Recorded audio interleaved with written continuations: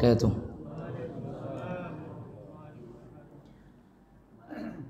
Alhamdulillah wa kafa wa salatu wassalamu ala abdihi alladhi istafa wa ala alihi wa sahbihi wa man ihtada. Qala Allah azza wa jalla ya ayyuhalladzina amanu taqullaha haqqa tuqatih wa la tamutunna illa wa antum muslimun. Fa inna asdaqal hadithi kitabullah wa ahsanal hadi hadi Muhammad sallallahu alaihi wasallam. Wa sharral umuri muhdatsatuha fa kullu muhdatsatin bid'ah wa kullu bid'atin dhalalah wa kullu dhalalatin finnar wal iyad billah. Kaum muslimin muslimat sekalian yang dirahmati oleh Allah Azza wa Jalla, setelah kita memuji Allah sebagai bentuk syukur kita kepadanya atas segala nikmat yang diberikannya, kemudian kita bersalawat kepada Nabi yang kita cintai, Nabi kita Muhammad sallallahu alaihi wasallam. Dan kemudian Nabi kita sallallahu alaihi wasallam pernah menyatakan la yashkurullaha man la yashkurun nas, tidak dianggap bersyukur kepada Allah siapa yang tidak berterima kasih kepada manusia. Maka kami secara pribadi dan mewakili seluruh masyarakat kepada Ustaz Dr. Imran mengucapkan jazakumullahu khairan atas kehadiran dan atas segala usaha dan partisipasi beliau di dalam pembangunan masjid kita ini, dan semoga Allah Azza wa Jalla memanjangkan umur beliau, menjadikan langkah beliau dalam keberkahan. Allah berkahi usaha, umur, keluarga dan semuanya, dan semoga Allah Azza wa Jalla tempatkan beliau di tempat-tempat atau di sekeliling orang-orang yang saleh dan salihah, dan semoga Allah Subhanahu wa taala berkahi semua langkah kita bersama. Allahumma amin. Dan tadi disampaikan bahwa beliau di samping sebagai seorang pejabat pemerintah, ustadz juga. Kalau beliau dokternya di depan, saya DR-nya di belakang. Beliau Dr. Imran, saya Umar Hadi DR dari rumah. Jadi mudah-mudahan kalau nanti sekiranya ada kesalahan, beliau sudi untuk mengoreksi Ustaz, dan semoga Allah Subhanahu wa taala memberikan keberkahan kepada kita bersama dalam usaha dan dalam apa yang kita laksanakan di kesempatan malam yang mulia ini. Baik, kaum muslimin muslimat yang dirahmati oleh Allah Subhanahu wa taala, bahasan kita dalam kitab Minhajul Muslim, kita masuk dalam pasal yang ke-13 dari babul ibadah, yaitu bab atau al-faslu tsalitsa asyar, pasal yang ke-13 fi ziyaratil Masjidin Nabawi wassalami ala Nabi sallallahu alaihi wasallam fi qabrihi syarif, yaitu bab tentang ziarah Masjid Nabawi, kemudian memberikan salam dan salawat kepada beliau sallallahu alaihi wasallam dalam kuburan beliau yang mulia. Kata beliau di sini rahimahullahu taala, Syekh Abu Bakar ibn Jabir Al-Jazairi alaihi rahmatullah, wa fihi thalathu mawad, dan di dalamnya ada 3 poin bahasan. Al-madatul ula fi fadlil madinati wa ahliha wa fadlil masjidin nabawi syarif. Di bahasan yang pertama, beliau di sini rahimahullah membahas tentang keutamaan kota Madinah dan penduduk kota Madinah, dan juga keutamaan Masjid Nabawi yang mulia. Kaum muslimin muslimat rahimanillah wa iyyakum, Madinah adalah merupakan kota yang dirindukan oleh setiap kaum muslimin. Bahkan semua kaum muslimin mereka sangat merindukan kota Madinah karena kenyamanannya, karena ketenangan di dalamnya, karena penduduknya, dan juga karena semua yang ada di sana. Oleh karenanya orang-orang yang ketika mereka melaksanakan haji, melaksanakan umrah, maka pasti di samping mereka tujuan utama mereka adalah ke Baitullahil Haram, Ka'bah al-Musyarrafah, untuk melaksanakan berbagai ritual ibadah di sana. Tidak luput dari semua jamaah haji dan umrah, mereka pasti ingin mengunjungi Masjid Rasulullah sallallahu alaihi wasallam, yang mana beliau sallallahu alaihi wasallam setelah hijrahnya beliau dari kota Makkah menuju kota Madinah, dan beliau tinggal di sana selama 10 tahun sebelum wafatnya beliau sallallahu alaihi wasallam, beliau tidak pernah meninggalkan kota Madinah.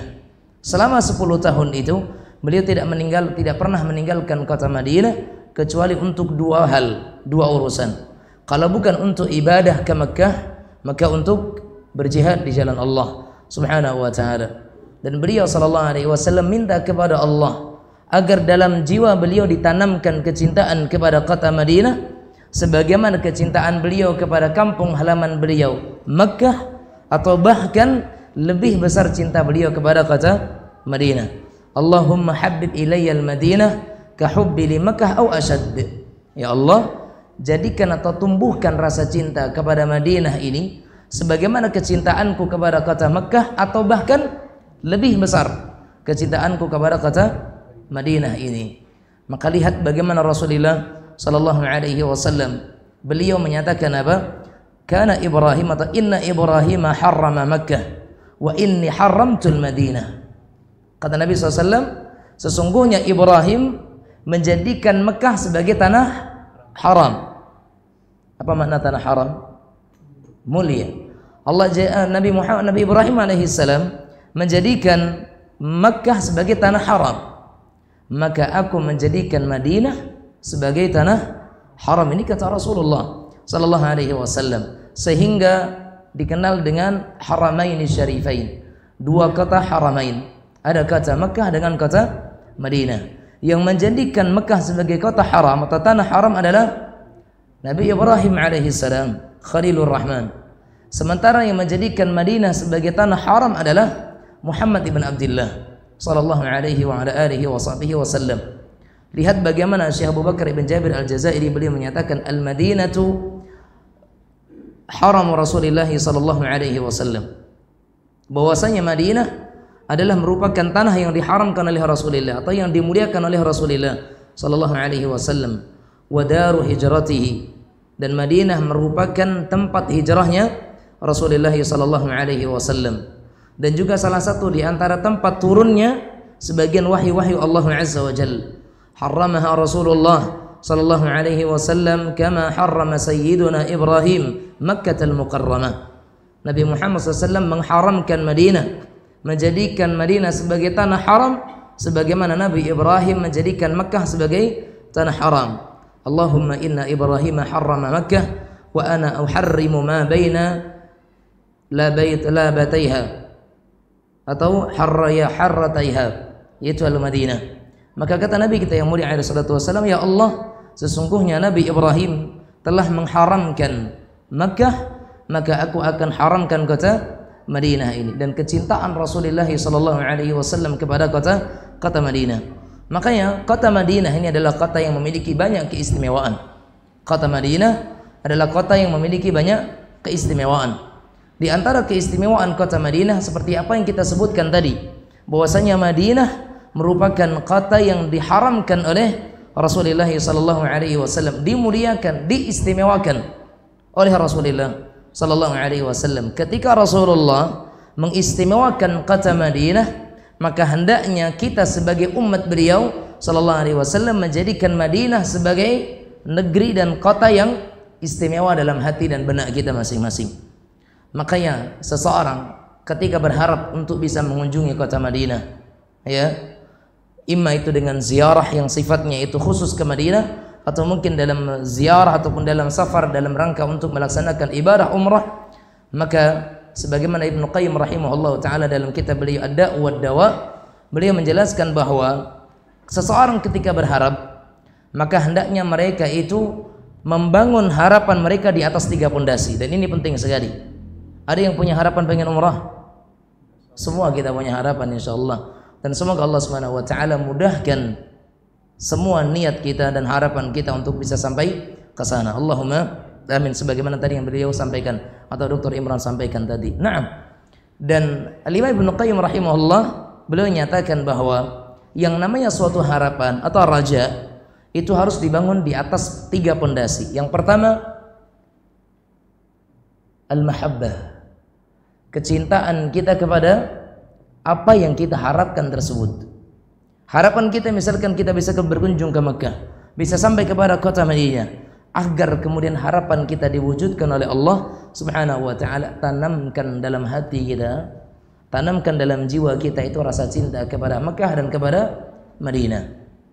Pelajari sejarahnya, baca tentang kisah-kisah yang ada di dalamnya. Cari buku-buku para ulama yang menjelaskan tentang fadlul Mekah wa fadlul Madinah, keutamaan Mekah dan keutamaan Madinah. Karena sebagaimana orang kita nyatakan, jika kita tidak kenal maka kita tidak akan sayang, tak kenal maka tak sayang.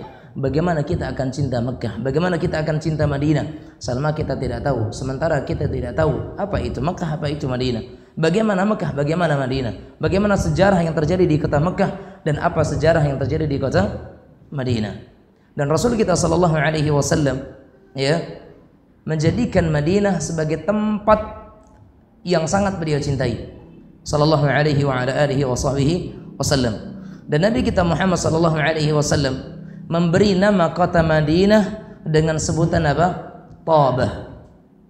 Nabi Muhammad SAW memberikan nama kota Madinah sebagai Tabah. Walaupun nama Madinah itu banyak sekali. Nama kota Madinah banyak sekali. Di antaranya Baitul Ilmi, di antaranya Al-Madinah, di antaranya Darul Hijrah, di antaranya Al-Habibah, dan banyak sekali nama-nama kota Madinah.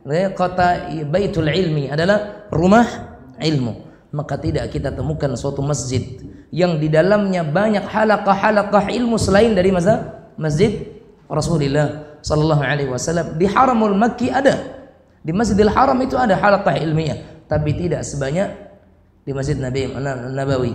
Begitu saja. Di Masjid Nabawi luar biasa. Halaqah tafsir di sini, halaqah tahsin di sini, halaqah waris di sini, halaqah begini. Makanya kalau misalkan ba'da maghrib sampai isya, ba'da asar menjelang maghrib, ya itu sudah tuh. Di sana ada suara, di sana ada suara, di sini ada suara, di sini ada suara.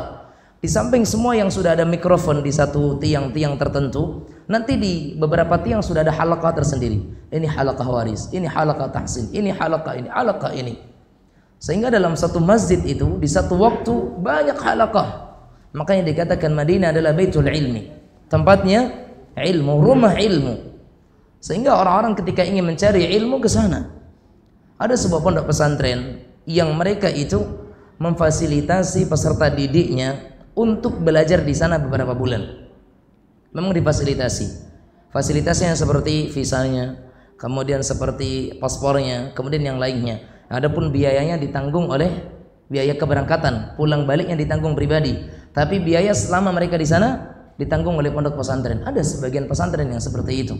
Dan ini merupakan wasilah. Karena memang ketika seseorang ingin belajar, menuntut ilmu, di sanalah sumber yang terbaik.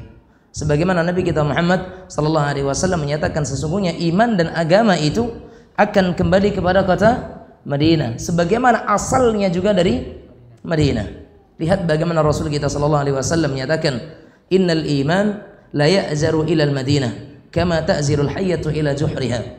Sesungguhnya iman, sesungguhnya agama ini akan kembali ke kota Madinah sebagaimana ular itu akan kembali ke mana? Ke sarangnya. Ini kata Rasulullah sallallahu alaihi wasallam. Sehingga tempat kita mengambil ilmu, ya, sekalipun betul kita tidak nafikan banyaknya tempat-tempat yang lain, tempat menimba ilmu, ya, ada Yaman, ya tahu? Mesir dahulunya juga tempat untuk menimba ilmu dan banyak. Yordan juga ada, ya kan? Markas Darul Hadis juga banyak di sana. Bahkan di Hindi pun juga ada. Tidak kita pungkiri ada beberapa daerah negara-negara yang di sana juga menjadi tempat pembelajaran. Tetapi kata Rasulullah sallallahu alaihi wasallam, "Innal imana la ya'zaru ila al-Madinah." Sesungguhnya keimanan itu akan kembali ke mana? Kota Madinah. Karena itu adalah Darul Hijrah, tempatnya hijrahnya Rasulullah sallallahu alaihi wasallam. Dan Nabi Muhammad SAW menamakan Madinah dengan nama Tabah. Ya, dengan nama Tabah. Dan itu adalah merupakan penamaan dari siapa? Dari Allah sendiri sallallahu alaihi wasallam. Dari Allah tabaraka wa taala. Karena memang apa yang keluar dari lisan Nabi adalah wahyu Allah subhanahu wa taala. Dan Nabi nyatakan apa? Innallaha sammal madinata Tabatan. Sesungguhnya Allah menamai kota Madinah itu dengan Tabah. Dan Tabah ini bisa dari kata-kata tayyib yang artinya baik, atau tayyibah, bagus. Makanya Madinah adalah kota yang baik, kota yang bagus, kota yang penuh dengan kenyamanan, ketenangan, keamanan. Sehingga orang yang beribadah, misalkan mereka beribadah di kota Madinah, mereka beribadah di Masjid Nabawi, kemudian mereka berangkat untuk umrah di kota Madinah. Kebanyakan jamaah yang saya temukan ya, kebanyakan jamaah tidak setenang beribadah di kota Madinah, tidak senyaman beribadah di Masjid Nabawi, karena hiruk pikuknya kota Makkah itu luar biasa. Adapun di Madinah, sekalipun nantinya di sana itu ketika penuh membludak Terkadang pun kita nggak bisa masuk ke area Masjid Nabawi, tapi tidak sebagaimana hiruk pikuknya, kemudian sebagaimana semrawutnya di Makkah. Karena memang ketenangan di Masjid Nabawi, ketenangan di kota Madinah. Makanya Rasulullah SAW sangat tenang, sangat nyaman di sana. Sehingga betul ketika Nabi kita yang mulia SAW tidak pernah meninggalkan Madinah, kecuali hanya untuk 2 keperluan saja. Kalau bukan untuk jihad, maka untuk keperluan haji dan umrah itu saja. Selain daripada 2 itu, beliau tidak tinggalkan kota Madinah sallallahu alaihi wa ala alihi wa sahbihi wasallam. Ya, di samping tadi Madinah adalah kota yang diharamkan oleh Nabi Muhammad SAW. Madinah adalah nama atau daerah yang dinamakan dengan Taubah. Kemudian Madinah adalah tempat kembalinya iman, sebagaimana pulangnya ular ke sarangnya. Kemudian yang keempat, Madinah itu disifati oleh Nabi kita SAW sebagai kota yang menaklukkan kota-kota lain. Madinah disebut sebagai kota yang menaklukkan kota-kota lain. Sebagaimana Rasul kita SAW bersabda dalam hadis yang diriwayatkan ya, oleh Imam Bukhari dan Imam Muslim, bahwa Nabi kita SAW bersabda, "Umirtu biqaryah ta'kulul qura, yaquluna Yathrib wa hiya al-Madinah." Ya, aku diperintahkan oleh Allah Tabaraka wa Ta'ala untuk hijrah ke kota yang memakan kota-kota lain, dan orang-orang dahulunya menamakan dengan nama Yathrib. Ya, menamakannya dengan nama Yathrib. Ya, dan itu adalah kota Madinah. Jadi nama kuno Madinah atau nama lamanya kota Madinah adalah kota Yathrib. Ketika Nabi Muhammad SAW itu hijrah ke kota Madinah, ketika itu orang mengenal atau menyebut nama Madinah dengan nama Yathrib. Jadi ketika ada orang, Nabi itu hijrahnya kemana? Ke Yathrib atau ke Madinah? Ya sama saja. Atau ketika Anda mendengar seorang ustadz menyatakan Nabi hijrah dari kota Madinah ke Yathrib, jangan disalahkan.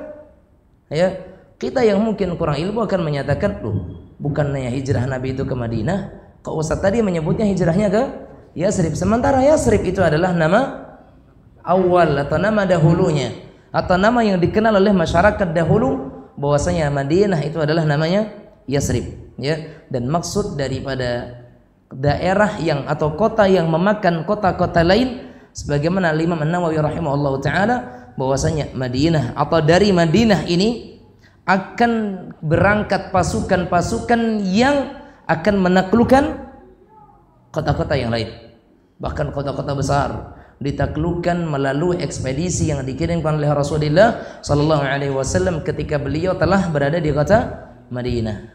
Tayyib, karena peperangan pertama dalam sejarah dakwahnya Rasul sallallahu alaihi wasallam terjadi setelah hijrahnya Nabi sallallahu alaihi wasallam, dan peperangan dalam sejarah yang pertama terjadi, yang ini peperangan besar yang terjadi adalah perang Badar, dan itu terjadi di tahun 2 Hijriah, tepatnya di bulan Ramadan. Sebagian menyatakan tanggal 17, sebagian menyatakan tanggal 19. Ala kulli hal, begitulah karena itu sejarah. Tapi para ulama sepakat dan ijma bahwa perang Badar terjadi di bulan Ramadan. Dan ketika itu jumlah kaum muslimin hanya sekitar 300-an, dan jumlah orang-orang pasukan kafir Quraisy sekitar 1000-an lebih, sehingga 1:3. Dan di situ kata Allah Azza wa Jalla, "Walaqad nasarakumullahu bi Badrin wa antum adillah." Kata Allah Azza wa Jalla, dan sungguh Allah telah menolong kalian wahai kaum mukminin pada perang Badar. Dan pertolongan Allah Azza wa Jalla tampak dari bagaimana mereka mendengarkan suara cemeti. Apa cemeti itu? Lacui. Ya. Bagaimana para sahabat mereka mendengarkan suara cemeti atau lacui tadi, sementara tidak ada orang yang menggunakan cemeti. Sebagiannya mereka melihat tiba-tiba ada orang yang seolah-olah tertusuk dengan tombak dan kemudian dia terjatuh. Bahkan ada sebagian yang terlihat kepalanya langsung terpenggal tanpa ada yang memenggalnya, dan itu adalah pertolongan dari Allah Subhanahu wa taala, dari berupa dari malaikat-malaikat yang Allah Subhanahu wa taala kirimkan kepada kaum muslimin untuk membantu mereka dan menjadi perlawanan bagi orang-orang kafir Quraisy ketika itu. Baik, ma'asyiral muslimin muslimat. Kemudian Nabi Muhammad SAW, di antara keutamaan kota Madinah, bahwasanya Nabi Muhammad SAW memberi jaminan syafaat pada hari kiamat bagi orang-orang yang mereka hidup di kota Madinah. Ya, Nabi Muhammad SAW itu menjamin adanya syafaat bagi orang-orang yang mereka hidup di kota Madinah dan bersabar di dalam menghadapi musibah yang menimpa kota Madinah ketika itu. Apa kata Rasulullah sallallahu alaihi wasallam? Al-Madinatu khairul lahum law kanu ya'lamun la yada'uha ahadun raghbatan anha illa abdalallahu fiha man huwa khairun minhu wa la yathbutu ahadun ala la'waiha wa jahdiha illa kuntu lahu syafi'an aw syahidan yaumal qiyamah. Kata Nabi kita Muhammad SAW, Madinah itu lebih baik bagi mereka dari semua daerah yang ada. Madinah itu lebih baik bagi mereka jika sekiranya mereka itu tahu. Dan tidaklah ada orang yang meninggalkan kota Madinah karena ketidaksukaan mereka terhadap Madinah. Saya ulang, tidak ada orang yang meninggalkan kota Madinah karena ketidaksukaan dia terhadap kota Madinah, kecuali kata Nabi kita Muhammad SAW, Allah akan ganti dengan yang lebih baik daripada yang meninggalkannya. Dan tidak ada orang yang mereka menetap tinggal di kota Madinah karena kecintaannya kepada Madinah, kecuali illa kuntu lahu syafi'an aw syahidan yaumal qiyamah, kecuali aku akan menjadi pemberi syafaat atau aku akan menjadi pemberi saksi baginya pada hari kiamat. Maka berdoalah kepada Allah Subhanahu wa ta'ala untuk menjadi orang-orang yang Allah Subhanahu wa ta'ala takdirkan umur kita tutup di sana. Allahumma amin. Kabar kemarin saya dapatkan ada jamaah haji dari Sulawesi kalau tidak salah, ya, meninggal di tanah haram, ya, meninggal di tanah haram, sementara mereka berangkat bersama dengan istrinya. Tapi begitulah Allah Azza wa Jalla ketika ingin memuliakan seseorang, Allah panggil untuk menjadi tamunya, dan Allah Subhanahu wa ta'ala wafatkan di tanah yang mulia. Coba bayangkan bagaimana kemuliaan mati di sana, kemuliaan wafat di sana, yang mensalatkan ketika disalatkan di Masjid Nabawi. Betapa banyak orang yang mensalatkannya, betapa banyak orang yang mensalatkan di Masjidil Haram, ya kan? Dan kebanyakan atau bahkan hampir semuanya, ya, setiap kali selesai salat, kemudian ketika diserukan as-salatu 'alal janaiz atau as-salatu 'alal janazah atau as-salatu 'alal amwat misalkan, maka orang-orang akan berdiri untuk mensalatkan orang yang meninggal di situ.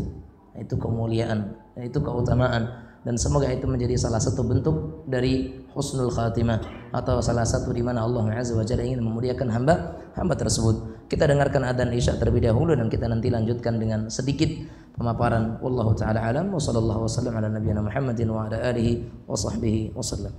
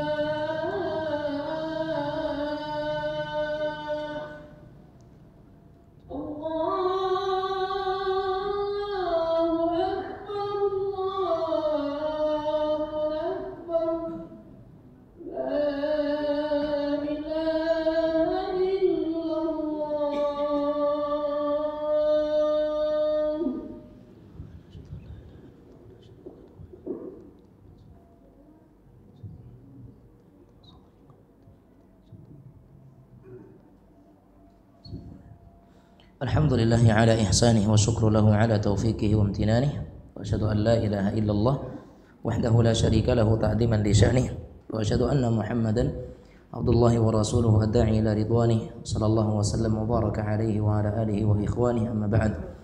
Kaum muslimin muslimat yang dirahmati oleh Allah Azza wa Jalla, tadi kita sampaikan bahwasanya Nabi kita Muhammad SAW akan menjadi pemberi syafaat bagi orang-orang yang mereka menetap di kota Madinah dan akan menjadi saksi bagi mereka yang ada di sana.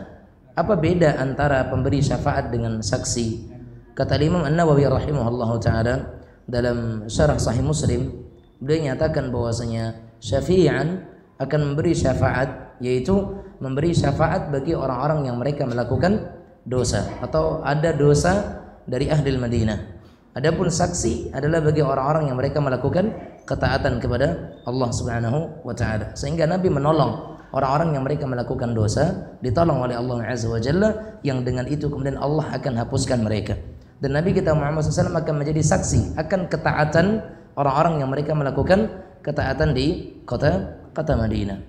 Kemudian keutamaan yang keenam dari kota Madinah, sedikit kita tambahkan di sini bahwa ketika Nabi Muhammad SAW menjelaskan tentang kemuliaan kota Madinah, ya, ketika Nabi Muhammad sallallahu alaihi wasallam menjelaskan mulianya kota Madinah, maka beliau juga menjelaskan tentang bahayanya kebid'ahan yang dilakukan di kota Madinah.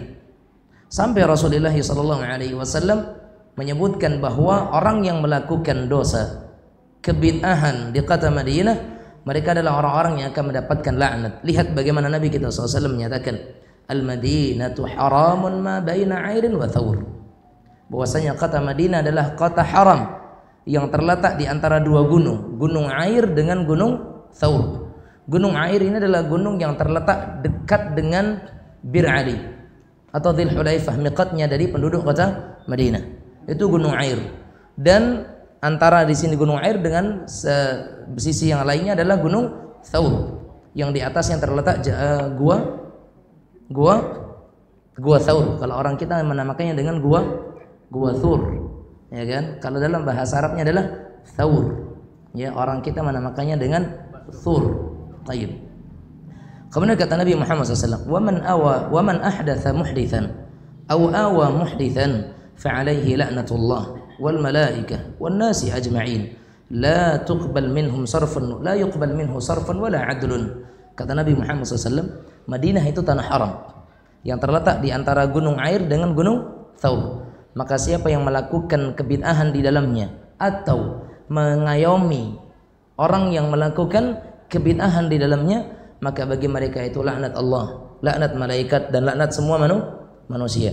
Ini kata Nabi sallallahu alaihi wasallam, dan tidak akan diterima dari mereka itu amal yang wajib ataupun amalan yang sunnah ketika mereka melakukan kebid'ahan di sana. Makanya sangat ketat para askar, para polis di sana. Karena apa? Memang negeri Madinah negeri yang harus terjaga dari segala kebid'ahan yang ada di sana. Kemudian yang ketujuh, kata Nabi Muhammad SAW ketika beliau mendoakan keberkahan bagi kota Madinah, berarti kota Madinah adalah kota yang penuh dengan berkah karena didoakan oleh Nabi Muhammad sallallahu alaihi wasallam. Allahumma barik lana fi thamarina wa barik lana fi madinatina wa barik lana fi sa'ina wa barik lana fi muddina. Ya Allah, berkahilah untuk kami pada buah-buah kami, berkahilah untuk kami dari kota Madinah ini, berkahilah untuk kami pada sa' kami dan pada mud kami. Ini kata Nabi sallallahu alaihi wa ala alihi wasallam. Dan kota Madinah tidak akan terserang dengan wabah dan tidak akan dimasuki oleh Dajjal. Madinah adalah kota yang tidak akan terserang oleh wabah dan tidak akan dimasuki oleh Dajjal. Lihat bagaimana Nabi kita sallallahu alaihi wasallam, beliau pernah bersabda dalam hadis yang diriwayatkan oleh Imam Bukhari dan Muslim. Nabi kita sallallahu alaihi wasallam menyatakan, ala anqabil Madinah malaikatun la yadkhuluha at-ta'un wala ad-dajjal. Kata Rasul sallallahu alaihi wasallam, di jalan-jalan kota Madinah, ya, ala anqabil Madinah, di jalan-jalan kota Madinah itu apa? Malaikatun, ada malaikat-malaikat. Di jalan-jalan kota Madinah itu ada malaikat-malaikat. La yadkhuluha at-ta'un wala ad-dajjal. tidak akan masuk ke dalam kota Madinah itu ta'un. Apa itu ta'un? Wabah, menular. Dan para ulama kemarin ketika terjadi dalam kasus virus corona itu mereka sudah memasukkannya dalam ta'un, ya. Sehingga kita enggak dengar kalau adanya korban corona di Madinah.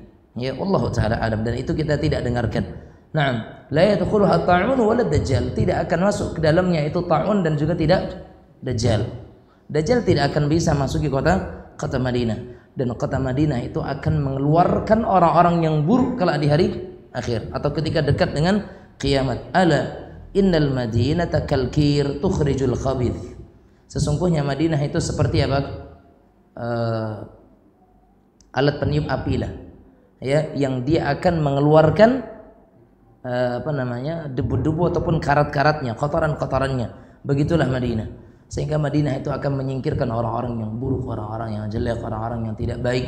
Sehingga yang tinggal di kota Madinah atau yang akan tersisa di dalam kota Madinah itu kelak di akhir zaman adalah orang-orang yang baik, yang mereka akan bertahan di dalam kota Madinah. Ancaman orang-orang yang menginginkan kejelekan untuk penduduk kota Madinah, orang-orang yang mereka punya niat untuk melakukan keburukan di kota Madinah atau ingin punya makar kepada penduduk kota Madinah, maka Nabi Muhammad SAW menyatakan apa?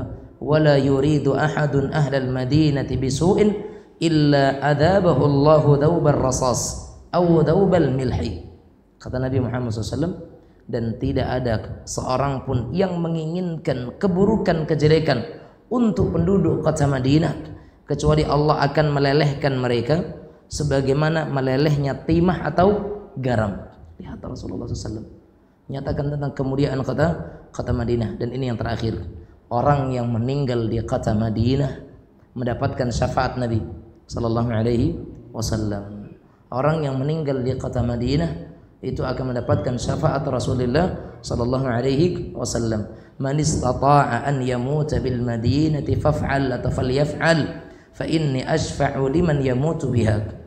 Barang siapa yang bisa dan mampu untuk wafat di kota Madinah, maka lakukanlah, karena sesungguhnya aku akan memberikan syafaat bagi mereka siapa saja yang wafat di kota Madinah. Dan itu merupakan keutamaan kota Madinah yang disebutkan oleh Nabi Muhammad sallallahu alaihi wasallam, dan kita ambil dari beberapa hadis-hadis beliau sallallahu alaihi wa ala alihi wasallam. Semoga sedikit yang kita sampaikan tentang keutamaan kota Madinah, kemuliaan kota Madinah menjadikan tumbuhnya atau bertambahnya atau mekarnya atau memuncaknya rasa cinta kita kepada kota Madinah, atau bagi yang pernah ke sana kerinduannya untuk kembali balik ke kota Madinah. Dan semoga Allah ijabahi keinginan kita, Allah jawab niat-niat kita, dan Allah Subhanahu wa taala mudahkan harapan kita. Dan semoga kita semua yang hadir di sini Allah jadikan kita tamu-tamunya melalui jalur ataupun jalan-jalan yang Allah mudahkan untuk kita.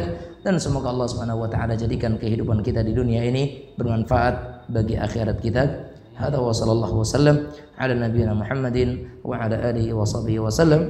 Walhamdulillahirabbil alamin. Insyaallah untuk tanya jawab kita buka pada pertemuan berikutnya باذنillah, dan kita akhiri dengan kafaratul majlis. Subhanakallahumma bihamdik asyhadu an la ilaha illa anta astaghfiruka wa atubu ilaik. Wabillahi taufiq. Wassalamu alaikum warahmatullahi wabarakatuh.